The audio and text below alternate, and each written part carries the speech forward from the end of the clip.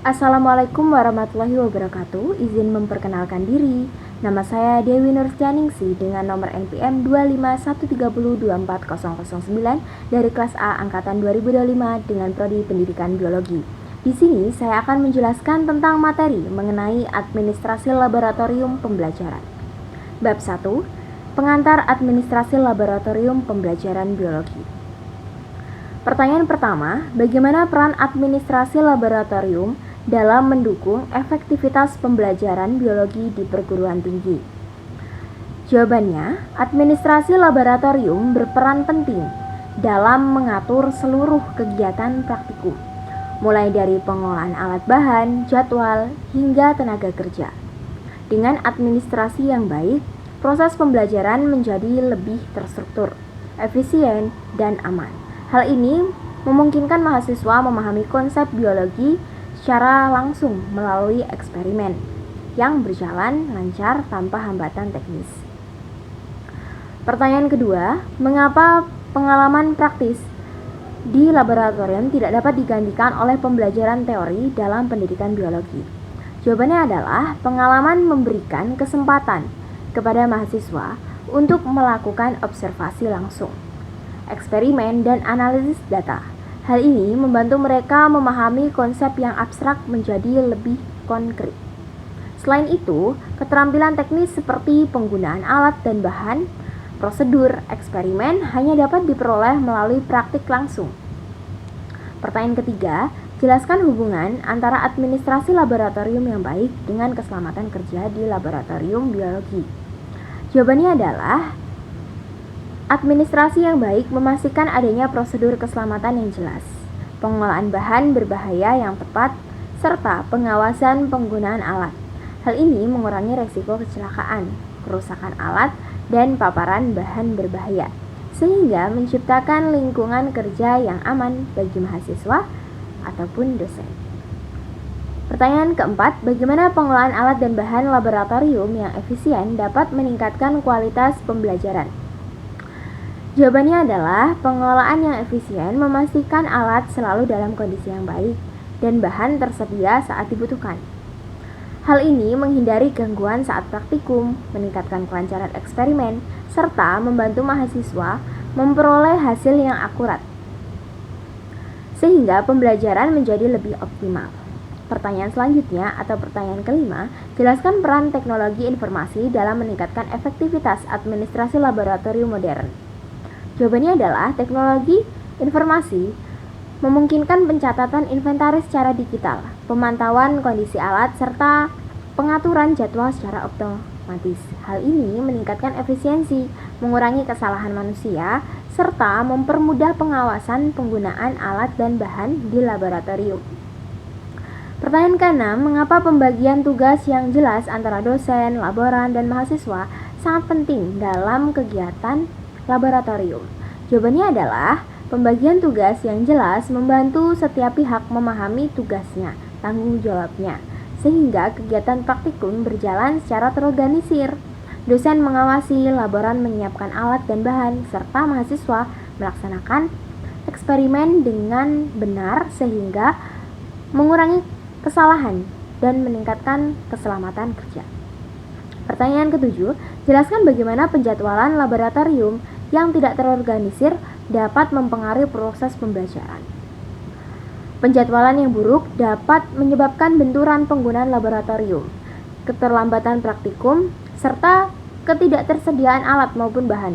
Hal ini mengganggu proses belajar, menurunkan efektivitas praktikum, dan menghambat pencapaian tujuan pembelajaran yang telah ditetapkan.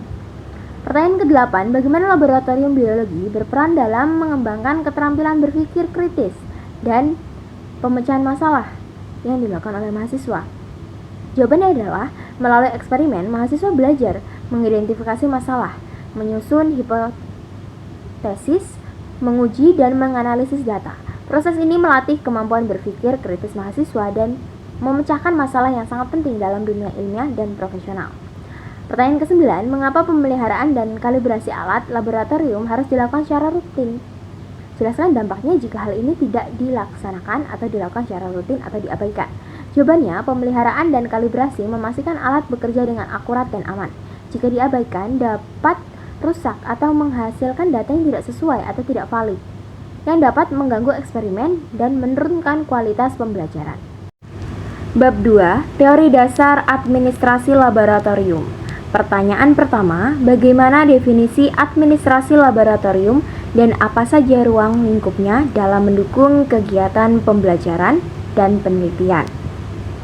Jawabannya, administrasi laboratorium adalah serangkaian kegiatan yang meliputi perencanaan, pengorganisasian, pengendalian, dan evaluasi dalam pengolahan laboratorium. Ruang lingkupnya mencakup pengelolaan alat, bahan, tenaga kerja, keselamatan kerja, serta anggaran untuk memastikan kegiatan pembelajaran dan penelitian berjalan secara optimal. Selanjutnya, pertanyaan kedua, mengapa administrasi laboratorium tidak hanya berfokus pada kegiatan praktikum, tetapi juga mencakup pengelolaan sumber daya dan anggaran? Jawabannya, karena laboratorium membutuhkan pengelolaan menyeluruh agar dapat beroperasi secara berkelanjutan. Pengelolaan sumber daya dan anggaran penting untuk memastikan ketersediaan alat dan bahan, efisiensi penggunaan dana, serta mendukung kelancaran kegiatan praktikum dan penelitian. Pertanyaan selanjutnya, pertanyaan ketiga, jelaskan pentingnya pengelolaan sumber daya dalam administrasi laboratorium serta dampaknya jika tidak dilakukan dengan baik.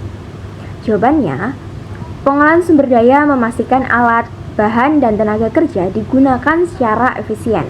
Jika tidak dikelola dengan baik, dapat menjadi pemborosan, kerusakan alat, kekurangan bahan, serta terganggunya proses eksperimen. Pertanyaan selanjutnya atau pertanyaan keempat adalah bagaimana pengelolaan waktu yang efektif dapat meningkatkan efisiensi kegiatan laboratorium? Jawabannya, pengelolaan waktu yang baik melalui penjadwalan terstruktur memungkinkan berbagai kegiatan seperti praktikum, penelitian, dan pemeliharaan alat berjalan tanpa tumpang tindih. Hal ini meningkatkan efisiensi penggunaan ruang, alat, dan waktu. Pertanyaan kelima, mengapa dokumentasi kegiatan dan hasil eksperimen menjadi bagian yang penting dalam administrasi laboratorium? Jawabannya, dokumentasi membantu mencatat proses dan hasil eksperimen secara sistematis, sehingga memudahkan evaluasi, pengawasan, serta menjadi referensi untuk penelitian atau praktikum selanjutnya. Pertanyaan keenam, jelaskan hubungan antara keteraturan, keterbukaan, dan akuntabilitas dalam menciptakan administrasi laboratorium yang efektif. Jawabannya, keteraturan memastikan kegiatan berjalan secara terstruktur. Keterbukaan menciptakan transparansi informasi, dan akuntabilitas menuntut tanggung jawab setiap individu. Ketiganya saling melengkapi untuk menciptakan sistem administrasi yang efisien, transparan, dan dapat dipercaya. Pertanyaan selanjutnya, pertanyaan ketujuh, mengapa keterbukaan dalam pengelolaan data dan anggaran laboratorium sangat diperlukan? Jawabannya, keterbukaan memungkinkan semua pihak mengetahui informasi penting, seperti penggunaan dana dan data eksperimen. Hal ini meningkatkan kepercayaan, mempermudah evaluasi, dan mencegah penyalahgunaan sumber daya. Pertanyaan selanjutnya, pertanyaan ke-8. Bagaimana prinsip akuntabilitas diterapkan dalam penggunaan alat dan bahan kimia di laboratorium? Jawabannya adalah akuntabilitas diterapkan melalui pencatatan penggunaan alat dan bahan secara jelas, termasuk siapa yang menggunakan, kapan digunakan, dan untuk apa alat tersebut digunakan. Hal ini memudahkan pengawasan dan penanganan jika terjadi masalah ke depannya. Pertanyaan ke-9, jelaskan proses pengembalian keputusan dalam administrasi laboratorium serta faktor-faktor yang harus dipertimbangkan. Jawabannya adalah proses pengambilan keputusan harus berbasis data, analisis kebutuhan, dan melibatkan berbagai pihak. Faktor yang dipertimbangkan meliputi ketersediaan anggaran, kebutuhan alat dan bahan, keselamatan kerja, serta dampak jangka panjang terhadap operasional laboratorium. Pertanyaan ke-10 atau yang terakhir dari bab 2, mengapa evaluasi terhadap keputusan yang telah diambil dalam administrasi laboratorium sangat penting dilakukan secara berkala atau berkelanjutan. Evaluasi penting untuk mengetahui efektivitas keputusan yang telah diambil, mengidentifikasi kekurangan, serta melakukan perbaikan jika diperlukan. Dengan evaluasi berkelanjutan, administrasi laboratorium dapat terus ditingkatkan agar lebih efisien dan optimal. Selanjutnya bab 3, inventarisasi sarana dan prasarana. Pertanyaan pertama, bagaimana perbedaan antara metode pencatatan inventaris berbasis komputer dan manual dalam pengelolaan laboratorium? Jelaskan mengenai kelebihan dan kekurangannya. Jawabannya, metode berbasis komputer memungkinkan pencatatan otomatis, real time, dan lebih akurat, serta efisien dalam pengolahan data. Sementara, metode manual lebih sederhana dan cocok untuk laboratorium kecil, tetapi lebih rentan terhadap kesalahan dan membutuhkan waktu yang lebih lama dalam pencatatan serta verifikasi data. Pertanyaan selanjutnya, pertanyaan kedua, mengapa sistem pencatatan inventaris sangat penting dalam menjaga efisiensi operasional laboratorium? Jawabannya adalah karena sistem pencatatan memungkinkan pengolahan, pemantauan kondisi, penggunaan dan ketersediaan alat serta bahan. Dengan data yang akurat, pengolahan menjadi lebih terorganisir, mengurangi kesalahan dan membantu pengambilan keputusan terkait pemeliharaan atau pengadaan. Pertanyaan ketiga, bagaimana penggunaan teknologi seperti barcode atau RFID dapat meningkatkan pengolahan inventaris laboratorium? Jawabannya, teknologi barcode atau RFID memungkinkan pelacakan alat dan bahan secara cepat dan akurat. Data dapat diperbarui secara otomatis sehingga mengurangi kesalahan manusia, mempermudah audit, serta membantu mengetahui kondisi dan lokasi barang secara real time. Pertanyaan selanjutnya, pertanyaan keempat, jelaskan fungsi sistem pengkodean dalam inventarisasi alat dan bahan di laboratorium. Jawabannya, sistem pengkodean membantu mengidentifikasi, melacak, dan mengelola setiap item secara unik. Dengan kode tertentu, pengolahan dapat mengetahui jenis, lokasi, dan status barang dengan cepat, sehingga meningkatkan efisiensi pengolahan. Pertanyaan selanjutnya, pertanyaan kelima, mengapa pengkodean bahan kimia di laboratorium harus dilakukan secara rinci dan sistematis? Alasannya karena bahan kimia memiliki potensi berbahaya, sehingga perlu informasi yang lengkap seperti jenis, tingkat bahayanya, cara menyimpan, dan tanggal kadaluarsa. Hal ini penting untuk menjaga keselamatan dan mencegah kecelakaan di laboratorium. Pertanyaan keenam, bagaimana teknis pendataan kondisi ruang dan fasilitas laboratorium dapat mendukung kegiatan praktikum yang efektif? Jawabannya, pendataan melalui inspeksi visual dan sistem teknologi memungkinkan pengelola mengetahui kondisi meja, kursi, ventilasi, dan fasilitas lainnya. Dengan kondisi yang baik, praktikum dapat berjalan dengan aman, nyaman, dan efisien.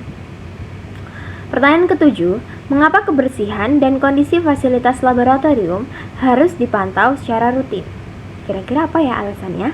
Jawabannya adalah karena kebersihan dan kondisi fasilitas berpengaruh terhadap keselamatan dan kenyamanan pengguna. Lingkungan yang bersih dan terawat juga mendukung keberhasilan eksperimen. Pertanyaan selanjutnya, pertanyaan ke-8, jelaskan pentingnya laporan kondisi peralatan secara berkala dalam pengolahan laboratorium. Laporan berkala memberikan informasi lengkap tentang kondisi alat, riwayat, pemeliharaan, serta kebutuhan perbaikan atau penggantian. Hal ini membantu pengambilan keputusan yang tepat dan menjaga kelancaran operasional laboratorium. Pertanyaan ke-9, mengapa pemantauan dan pembaruan inventaris harus dilakukan secara rutin dan berkelanjutan? Alasannya karena kondisi alat dan bahan dapat berubah seiring berjalannya waktu. Dengan pemantauan yang rutin, pengelolaan dapat mengidentifikasi kerusakan mencegah kehilangan serta memastikan semua sumber daya siap digunakan. Pertanyaan ke-10, bagaimana pembaruan data inventaris yang tepat waktu dapat membantu perencanaan anggaran laboratorium? Jawabannya adalah pembaruan data memberikan informasi yang akurat tentang kebutuhan alat dan bahan. Hal ini membantu pengelola merencanakan pengadaan, pemeliharaan, dan mengganti secara efisien tanpa pemborosan anggaran. Bab 4, pengadaan dan inventarisasi bahan dan alat. Apa yang dimaksud dengan perencanaan pengadaan alat dan bahan? Perencanaan pengadaan alat dan bahan adalah tahap awal dalam manajemen logistik yang bertujuan untuk memastikan ketersediaan sumber daya sesuai dengan kebutuhan organisasi dengan mempertimbangkan efisiensi biaya, kualitas, dan ketepatan waktu. Pertanyaan kedua, mengapa analisis kebutuhan alat dan bahan penting dilakukan? Jawabannya adalah analisis kebutuhan penting dilakukan untuk memperkirakan jumlah alat dan bahan yang akan diperlukan berdasarkan data historis dan proyeksi masa depan, sehingga dapat menghindari kelebihan atau kekurangan stok. Selanjutnya, pertanyaan ketiga, apa fungsi metode Economic Order Quality atau EOQ dalam pengadaan? Jawabannya, EOQ digunakan untuk menentukan jumlah pemesanan yang optimal dengan menyeimbangkan biaya pemesanan dan biaya penyimpanan agar lebih efisien ke depannya. Pertanyaan keempat, sebutkan 2 metode peramalan yang digunakan dalam analisis kebutuhan. Jawabannya, metode yang digunakan antara lain, yang pertama adalah moving average dan yang kedua exponential smoothing. Pertanyaan kelima, mengapa spesifikasi teknis penting dalam pengadaan alat dan bahan? Jawabannya adalah spesifikasi teknis penting karena menjadi acuan dalam memilih barang, mengevaluasi, pemasok, dan memastikan barang yang diterima sesuai dengan kebutuhan operasional, serta standar kualitas yang ada. Pertanyaan selanjutnya, pertanyaan keenam, apa peran pemasok dalam proses pengadaan? Pemasok berperan dalam menyediakan barang sesuai kualitas, harga, dan waktu pengiriman yang telah disepakati sebelumnya, serta mempengaruhi kelancaran rantai pasokan. Pertanyaan ketujuh, apa manfaat penggunaan sistem ERP dalam pengadaan? Jawabannya, ERP membantu mengintegrasikan data antara departemen, memantau stok secara real time, memproses proses pemesanan, serta mengurangi kesalahan manusia. Pertanyaan ke-8, apa saja tahapan dalam proses penerimaan barang? Jawabannya, tahapan penerimaan barang meliputi pemeriksaan fisik, yaitu jumlah dan kualitas barang. Kedua, pemeriksaan administratif, yaitu dokumen dan faktur. Pencatatan dalam sistem inventaris. Pertanyaan ke-9, mengapa audit internal diperlukan dalam pengelolaan pengadaan dan inventarisasi? Audit internal diperlukan untuk memastikan prosedur berjalan sesuai aturan, mengidentifikasi kesalahan, serta memberikan informasi rekomendasi perbaikan guna meningkatkan efisiensi. Yang ke-10, apa tujuan dari sistem kontrol persediaan dalam pengelolaan inventaris? Tujuannya adalah untuk menjaga keseimbangan stok agar tidak berlebihan atau kekurangan, mengurangi biaya penyimpanan, serta memastikan ketersediaan barang saat dibutuhkan. Bab 5, manajemen pemeliharaan dan perawatan. Pertanyaan pertama, apa pentingnya pemeliharaan dan kalibrasi alat laboratorium dalam sistem manajemen mutu? Pemeliharaan dan kalibrasi alat laboratorium merupakan bagian penting dalam sistem manajemen mutu karena berfungsi untuk memastikan bahwa setiap alat yang digunakan bekerja secara optimal dan menghasilkan data yang akurat. Dalam laboratorium terakreditasi, kegiatan ini menjadi syarat utama untuk memenuhi standar. Tanpa pemeliharaan dan kalibrasi yang baik, hasil pengujian dapat menjadi tidak valid, sehingga dapat merusak kredibilitas laboratorium serta mempengaruhi pengambilan keputusan ilmiah maupun industri. Pertanyaan kedua, apa yang dimaksud dengan kalibrasi dan apa tujuan utamanya dalam penggunaan alat laboratorium? Jawabannya adalah, kalibrasi adalah proses membandingkan dan menyesuaikan hasil pengukuran suatu alat dengan standar referensi yang diakui secara internasional. Tujuan utamanya adalah untuk memastikan bahwa alat memberikan hasil yang akurat dan konsisten. Dengan kalibrasi yang tepat, kesalahan pengukuran dapat diminimalkan, sehingga hasil eksperimen lebih dapat dipercaya dan dapat diulang. Pertanyaan selanjutnya, pertanyaan ketiga, bagaimana hubungan antara kalibrasi alat dengan akreditasi laboratorium?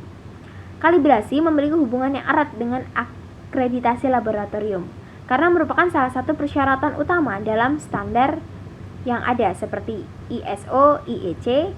Laboratorium diwajibkan memiliki sistem kalibrasi yang terdokumentasi dengan baik, termasuk jadwal, prosedur, dan hasil kalibrasi. Hal ini penting untuk membangun kepercayaan dari pihak eksternal, seperti klien dan lembaga akreditasi, bahwa hasil pengujian yang dihasilkan valid dan dapat dipertanggungjawabkan. Pertanyaan keempat, apa dampak yang dapat terjadi jika kalibrasi alat tidak dilakukan dengan benar? Ya, jawabannya, ketidakakuratan kalibrasi dapat menyebabkan hasil pengukuran yang menyimpang dari nilai sebenarnya atau tidak sesuai. Dampaknya bisa sangat serius seperti kesalahan dalam penelitian ilmiah, kegagalan produk di industri, hingga kesalahan diagnosis dalam bidang medis.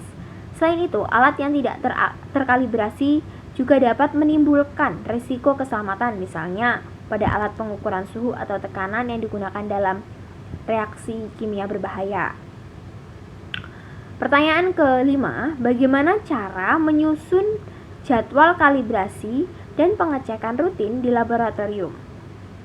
Penyusunan jadwal kalibrasi dimulai dengan mengidentifikasi semua alat yang memerlukan kalibrasi, kemudian menentukan frekuensinya berdasarkan intensitas penggunaannya, tingkat sensitivitas, serta rekomendasi dari pabrik atau standar akreditasi. Alat yang sering digunakan atau sangat sensitif perlu dikalibrasi lebih sering. Selain itu, laboratorium perlu menggunakan sistem pencatatan atau perangkat lunak untuk memastikan jadwal kalibrasi dilakukan tepat waktu dan terdokumentasi dengan baik. Pertanyaan keenam, apa saja faktor lingkungan yang dapat mempengaruhi hasil dari kalibrasi laboratorium? Jawabannya, faktor lingkungan seperti suhu, kelembapan, tekanan udara, dan getaran sangat mempengaruhi akurasi alat. Perubahan kondisi lingkungan dapat menyebabkan penyimpangan hasil pengukuran, terutama pada alat yang sensitif. Oleh karena itu, laboratorium harus menjaga kondisi lingkungan tetap stabil sesuai dengan spesifikasi alat agar hasil kalibrasi tetap akurat dan konsisten. Pertanyaan ketujuh, apa perbedaan antara pemeliharaan preventif, korektif, dan prediktif? Pada alat laboratorium, pemeliharaan preventif dilakukan secara rutin untuk mencegah kerusakan sebelum terjadi, seperti membersihkan dan pengecekan berkala. Pemeliharaan korektif dilakukan setelah alat mengalami kerusakan untuk memperbaiki fungsi alat tersebut. Sedangkan pemeliharaan prediktif dilakukan berdasarkan pemantauan kondisi alat secara real time menggunakan teknologi, sehingga kerusakan dapat diprediksi dan dicegah sebelum benar-benar terjadi. Selanjutnya, pertanyaan ke-8. Mengapa dokumentasi dalam pemeliharaan dan kalibrasi alat sangat penting? Jawabannya, dokumentasi berfungsi sebagai bukti bahwa pemeliharaan dan kalibrasi telah dilakukan sesuai dengan prosedur yang ada. Selain itu, dokumentasi membantu dalam proses audit, evaluasi, dan pelacakan riwayat alat. Dengan dokumentasi yang lengkap, yang baik, laboratorium dapat mengidentifikasi pola kerusakan, merencanakan perawatan seperti apa selanjutnya, serta memastikan transparansi dan akuntabilitas dalam sistem manajemen mutu. Selanjutnya, pertanyaan ke-9. Bagaimana prosedur perbaikan dan penggantian alat laboratorium yang rusak? Nah, prosedurnya dimulai dengan diagnosis untuk mengetahui penyebab kerusakan dari alat tersebut. Setelah itu, dilakukan perbaikan oleh teknisi yang kompeten atau pihak yang bersertifikat. Jika kerusakan tidak dapat diperbaiki atau biaya perbaikannya terlalu tinggi atau mahal, maka alat perlu diganti setelah perbaikan. Alat harus diuji kembali dan dikalibrasi untuk memastikan bahwa alat sudah benar-benar berfungsi dengan baik dan menghasilkan data yang akurat. Pertanyaan ke-10. Bagaimana pengelolaan pemusnahan alat dan bahan laboratorium yang aman dan ramah lingkungan? Caranya, pemusnahan harus mengikuti regulasi seperti pengelolaan limbah B3 dengan memisahkan bahan berdasarkan tingkat bahayanya. Metode pemusnahan dapat berupa insinerasi dengan sistem penyaring gas untuk mengurangi polusi serta daur ulang untuk bahan yang masih bisa dimanfaatkan. Selain itu, diperlukan kebijakan yang jelas, dokumentasi, dan audit berkala untuk memastikan bahwa proses pemusnahan ini tidak mencemari lingkungan dan sesuai dengan prinsip keberlanjutan. Bab 6. Administrasi aktivitas laboratorium. Pertanyaan pertama, mengapa pengolahan jadwal praktikum dianggap sebagai aspek krusial dalam administrasi laboratorium? Jawabannya adalah karena pengolahan yang terstruktur membantu memaksimalkan penggunaan fasilitas, menghindari pemborosan waktu, mencegah konflik antar jadwal atau tumpang tindih, serta memastikan alat dan bahan tersedia tepat waktu, sehingga proses pembelajaran tidak terganggu. Nah, pertanyaan kedua, apa peran teknologi law-based software dalam manajemen jadwal laboratorium?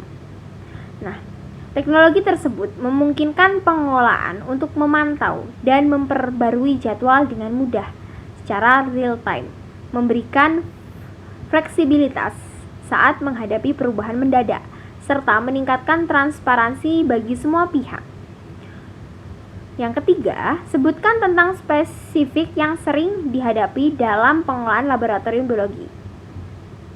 Laboratorium biologi sering melibatkan eksperimen yang beragam dengan jumlah mahasiswa yang besar. Sementara peralatan khusus seperti mikroskop atau alat analisis genetik tersedia dalam jumlah yang terbatas. Bagaimana teknis penyusunan jadwal berbasis prioritas membantu efisiensi laboratorium? Jawabannya, teknik ini memastikan alat dan ruang yang terbatas digunakan secara optimal untuk praktikum yang paling membutuhkan, seperti bioteknologi, serta memprioritaskan praktikum dengan jumlah peserta besar agar tidak terjadi tumpang tindih atau pemborosan ruang. Pertanyaan kelima, mengapa pengelola perlu memberikan perhatian khusus pada alat sensitif seperti mikroskop atau pengukur pH dalam penjadwalan? Jawabannya adalah alat-alat tersebut rentan jika digunakan secara berlebihan tanpa kontrol. Penjadwalan yang terstruktur memungkinkan adanya waktu untuk pemeliharaan atau kalibrasi sebelum digunakan kembali. Pertanyaan ke-6, apa saja regulasi pemerintah yang menjadi acuan dalam pengolahan laboratorium di Indonesia? Nah, jawabannya adalah Permendikbud nomor 37 tahun 2018 membahas tentang penggunaan fasilitas pendidikan yang efisien untuk kualitas pembelajaran. Peraturan pemerintah nomor 27 tahun 2012 juga membahas tentang pengolahan limbah B3 yang mengatur agar penggunaan ruang memperhatikan keselamatan, kesehatan kerja, dan lingkungan. Pertanyaan ke-7, bagaimana cara pengelola ruang laboratorium agar tidak terjadi kelebihan kapasitas? Jawabannya, dengan menyesuaikan jumlah mahasiswa dan jenis eksperimen terhadap kapasitas maksimal ruang tersebut, serta menggunakan sistem pemantauan berbasis teknologi untuk mengindahkan jadwal jika terjadi ketidaksesuaian kapasitas. Pertanyaan ke-8, apa keuntungan menggunakan sistem notifikasi otomatis dalam perangkat lunak manajemen laboratorium? Kira-kira apa ya? Nah, jawabannya adalah memungkinkan pengajar atau mahasiswa segera mengetahui jika ada pembatalan atau perubahan jadwal secara mendadak, sehingga semua pihak dapat menyesuaikan diri dengan cepat tanpa mengganggu kegiatan lainnya. Pertanyaan ke-9, bagaimana pengelola waktu mempengaruhi kualitas hasil praktikum mahasiswa? Jawabannya, pengelola harus menghitung durasi secara realistis berdasarkan tingkat kesulitan eksperimen. Waktu yang cukup memastikan mahasiswa dapat menyelesaikan tugas dengan maksimal dan tidak terburu-buru. Pertanyaan ke-10, apa manfaat jangka panjang dari analisis data penggunaan ruang dan alat yang dilakukan secara digital? Jawabannya adalah, data tersebut memberikan wawasan, insight yang berguna bagi pengelola untuk melakukan perencanaan jangka panjang, seperti pengadaan alat baru atau renovasi ruang berdasarkan frekuensi penggunaan yang tertinggi. Selanjutnya, bab 7, dokumentasi dan laporan. Pertanyaan pertama, apa perbedaan mendasar antara dokumentasi dan laporan? Bab 7, dokumentasi dan laporan. Pertanyaan pertama, apa perbedaan mendasar antara dokumentasi dan laporan? Jawabannya adalah, dokumentasi berfungsi sebagai catatan permanen mengenai setiap kegiatan atau keputusan untuk bahan pertanggungjawaban. Sedangkan laporan adalah hasil analisis yang disusun untuk memberikan gambaran menyeluruh guna keperluan evaluasi dan perencanaan. Pertanyaan kedua, mengapa surat menyurat dianggap sebagai alat untuk menjaga akuntabilitas dalam riset ilmiah? Jawabannya, karena surat menyurat menyediakan bukti tertulis yang jelas mengenai instruksi kerja, pengajuan bahan, dan laporan eksperimen. Hal ini meminimalkan resiko kesalahan prosedur dan memastikan setiap langkah yang diambil peneliti dapat dipertanggungjawabkan. Selanjutnya adalah pertanyaan ketiga, sebutkan fungsi surat permintaan bahan atau peralatan dalam operasional laboratorium. Fungsinya adalah untuk memastikan bahan atau alat yang dipesan sesuai dengan spesifikasi dan kebutuhan eksperimen, serta meminimalkan resiko kesalahan pengadaan yang tepat menghambat jalannya penelitian. Pertanyaan keempat, apa kegunaan utama dari surat teguran atau peringatan di lingkungan laboratorium? Jawabannya adalah digunakan untuk menjaga kepatuhan terhadap SOP atau standar operasional prosedur yang ada, mencegah kesalahan yang membahayakan keselamatan, serta memberikan efek jera agar standar operasional tetap dijalankan sesuai prosedur. Pertanyaan kelima, bagaimana peran email surat elektronik meningkatkan efisiensi di era digital di laboratorium? Jawabannya, email memungkinkan distribusi informasi secara cepat dan tepat sasaran, mempermudah pengiriman dokumen digital, serta berfungsi sebagai salinan cadangan yang mempermudahkan akses informasi kapan saja. Pertanyaan keenam, mengapa penerapan SOP sangat penting dalam pengolahan surat masuk dan keluar? Jawabannya, untuk memastikan komunikasi efektif dan tepat waktu, meningkatkan efisiensi administrasi, menghindari miskomunikasi, serta memenuhi standar bukti pengolahan yang sah untuk keperluan akreditasi. Pertanyaan yang ketujuh, apa keunggulan utama dari sistem pengarsipan elektronik dibandingkan pengarsipan fisik? Jawabannya, keunggulan utamanya adalah kemudahan dan kecepatan pencarian data menggunakan kata kunci atau filter, efisiensi ruang penyimpanan, serta kemudahan dalam pengadaan dan berbagi data antar pihak. Pertanyaan ke-8, dalam kondisi apa pembersiapan fisik masih tetap diperlakukan di laboratorium?